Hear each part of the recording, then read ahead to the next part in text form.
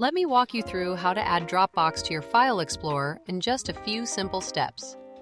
This will give you quick access to all your files right from your computer. First, go ahead and open your web browser. Type in Dropbox Download in the search bar to get started. You'll see a link to download and install the desktop app. Go ahead and click on that option. Perfect! Now you'll find yourself on the installation page. Just hit that install button to begin downloading. The download should only take a moment. Once it's finished, click on the downloaded file to launch the installer. Your computer will now go through the installation process. This might take a minute or two, so just hang tight while it completes. Great! The app is installed. Now you'll need to sign in to connect your Dropbox account to your computer. After signing in, just continue by clicking Next to proceed with the setup. Almost there!